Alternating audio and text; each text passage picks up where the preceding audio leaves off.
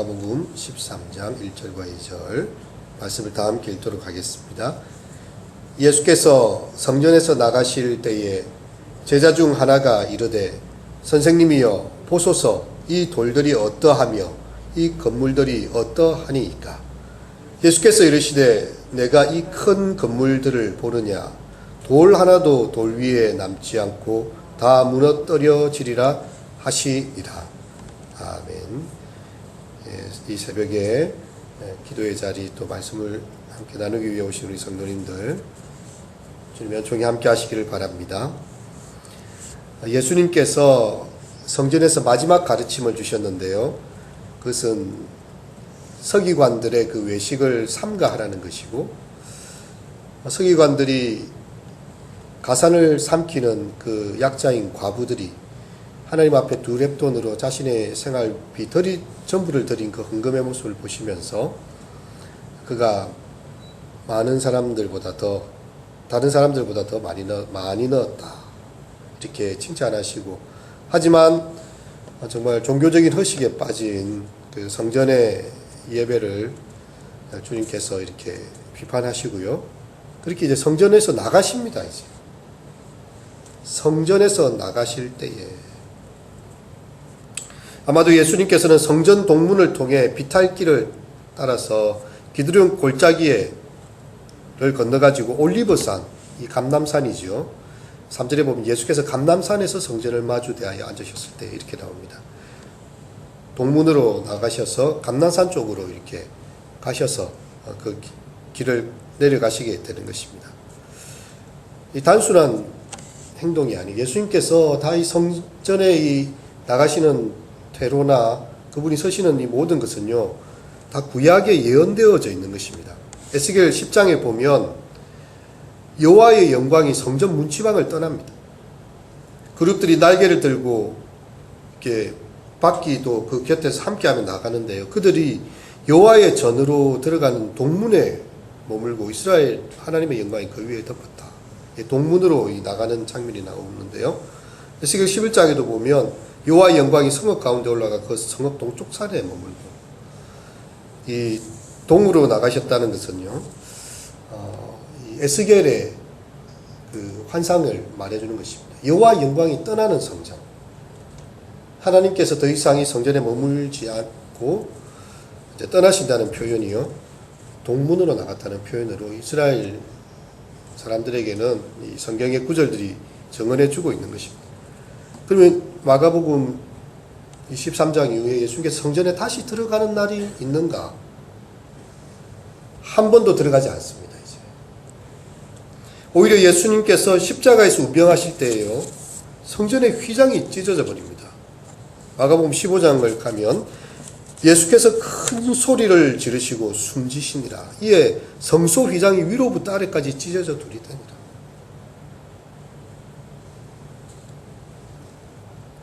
이름이 언급되지 않는 한 제자가 이 성전의 들과 성전 건물의 위대함과 화려함에 눈을 돌리며 말하는 것이죠. 선생님이여 보소서 이 돌들이 어떠하며 이 건물들이 어떠하니까.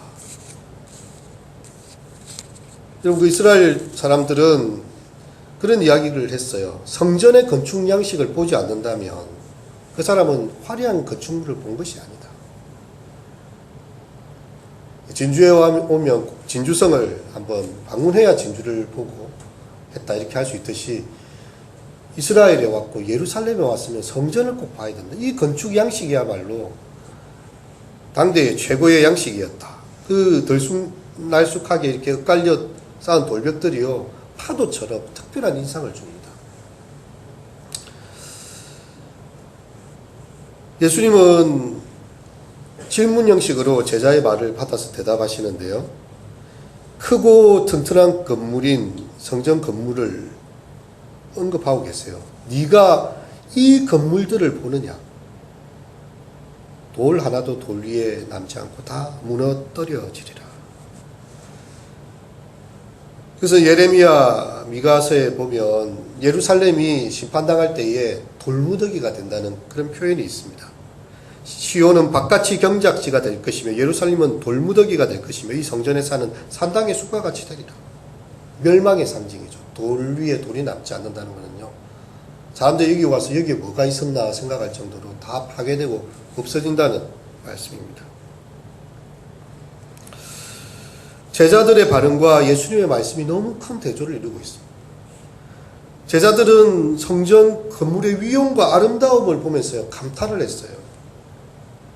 여행객들은 정말 예루살렘 성전의 건물을 보면서 입을 벌릴 정도로 그 대단한 위용에 감탄하는 일이 자주 있었습니다. 하지만 제자들은 그래서는 안 되는 것이죠. 왜냐하면 예수님께서 그들에게 끊임없이 가르쳐 오셨어요. 너희가 이 건물의 외양이나 그런 겉모습에 취하지 마라. 이 속을 봐라. 어떻게 서기관들이 긴 옷을 입고 다니면서 이 종교적인 위선을 뜨는 그런 걸 보지 말고 그 가난한 과부의 가산을 삼키는 아주 외식적이고 외식적으로 또 길게 기도하는 이런 속모습을 봐라. 성전 또한 마찬가지인 것입니다. 근데 제자들은 여전히 똑같아요. 이 건물이 어떠함이, 이 돌들이 어떠합니까? 아직도 그들의 가치관은 바뀌지 않고 있습니다. 돌 하나도 돌 위에 결코 남지 아니하리라. 이 사람들이, 이 제자들이 이 말을 들을 때에 도저히 상상이 되지 않아요. 요세푸스 이스라엘 역사가에 의하면요, 예루살렘의 돌은 좀 특별했는데 돌 하나가 20m 정도 되는 그런 것들도 있었다. 근데 그 돌이 없어진다는 게 어떻게 다 이렇게 무너지고 된다는 게 상상이 안 돼. 20m짜리의 돌이 어떻게 사라질 수 있느냐. 그 엄청난 규모의 돌이 다 무너지고 바닥까지 다 드러난다.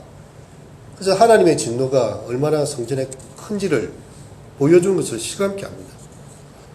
그리고 실제로 성전은요, 예수님께서 이 예언하신 대로 주후 70년에 철저하게 파괴되어서 없어집니다. 채 100년이 지나지 않아서 예수님의 예언은 그대로 실현이 되는 것이죠. 이 로마 제국은 계속해서 이제 점령군들이 성전을 침입하는 그런 일들이 있었으니까요. 유대인들은 정말 이 끝까지 저항하는 열심당들이 있었어요. 로마의 요인들을 암살하고 칼을 품고 다니는 시칼이라고 해서 그 열심당들은요, 로마의 친정부적으로 하는 요인들이나 또 정부의 요인들을 암살함으로써 그렇게 하고 또 자기들이 독립투쟁을 벌였던 그런 일들을 하게 됐습니다. 66년에서 70년 동안 특별히 이런 잦은 다툼들이, 전쟁들이 있게 되었어요.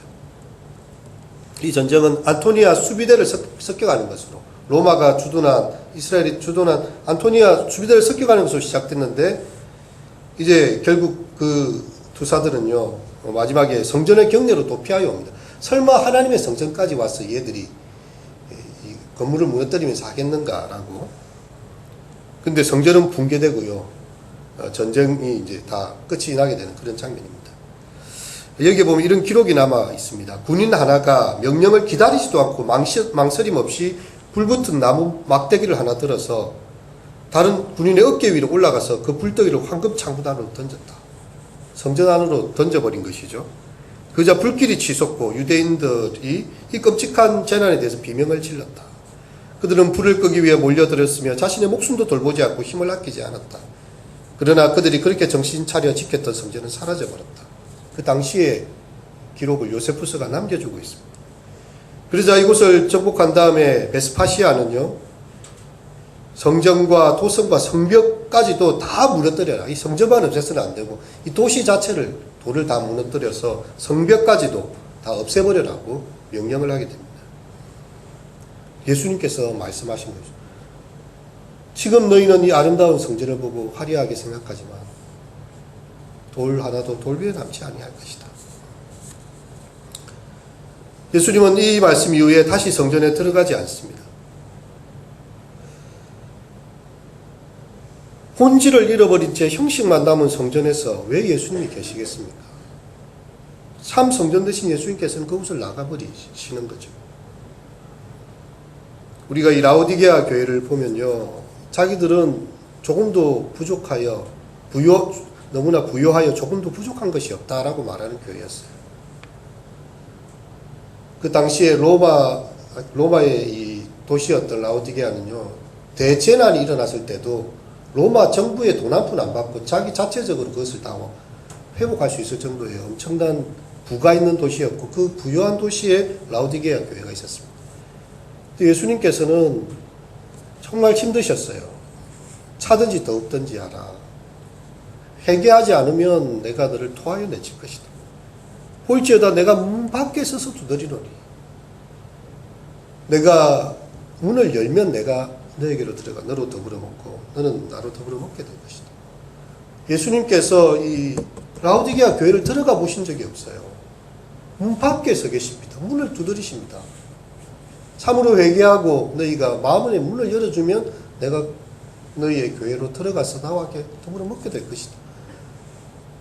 조아시 7교회 중에 가장 부유한 교회였지만 예수님이 들어가시지 않았고 문 밖에 서 계셨던 교회가 라오디게아였던 거죠. 여러분 우리는 어떻습니까? 본질을 이런 제 형식만 남아있는 성전의 모습과 같지 않습니까? 주님은 그 성전이 돌 하나도 돌 위에 남지 않을 것이라고 그렇게 안타까워하셨습니다. 열매 없는 성전의 화려함은요 사람들을 미혹하게 해요. 어쩌면 그들의 마음이 공허하기 때문에 그 건물의 자부심으로 그래도 우리는 대단하다 이렇게 스스로를 자만했는지도 모르겠습니다. 제가 이렇게 있던 부산중앙교회가 성처럼 생겼어요. 그 사람들이 보면 큰 성체 같아요. 그래서 저게 도대체 뭔가 싶을 정도로 밑에서 보면 위험이 있고 하늘에서 이렇게 찍으면 동방박사의 별처럼 건축학적 구조도 굉장히 뛰어납니다. 사람들이 주보에마다 교회의 사진을 계속 넣으니까요. 어느 날 이제 주보 담당하는 집사님이 교회 사진 빼버렸어요. 거기에다가 이제 다른 걸 막 넣게 되는데 왜 집사님 주보에 교회 멋진 성전에 이걸 넣지 않고 다른 걸로 바꿨습니까? 우리 부산중앙교회 사람들이 너무 성전의 그 건물을 중요시 여기는 것 같다. 사실은 알맹이는 그게 아닙니다. 이곳에 살아있는 말씀이고 영혼들을 사랑함이며 참 그들이 아름다운 공동체가 되고 정말 세상의 빛과 소금이 되는 이건데 딱 주보 전면에 성전의 그 위용을 드러내니까 이게 별로 성경적이지 않고 별로 안 좋더라는 거죠. 아, 교회 주보를 담당하는 집사님도 이런 걸 알고 계시는구나. 참 대단하신 분이시다. 여러분 우리는 정말 주님께서 머물고 싶은 우리의 성전이 되고 있습니까? 아니면 떠나고 싶어 하는 곳일까요? 우리의 겉모습을 지장하기보다도 주님의 신부로 속사람을 단장하고 주님이 정말 머무시기 원하는 정말 주님께서 오셔서 우리의 기도를 듣기 원하시는 우리의 마음을 성전 삼아 너희가 하나님의 성전인 것과 하나님의 성령이 너희 가운데 거하는 것을 알지 못하느냐. 정말 그 말씀을 생각하면서 우리의 성전이 우리의 교회가 주님 머무시는 그런 교회가 되실 수 있기를 이 새벽에 축원드립니다.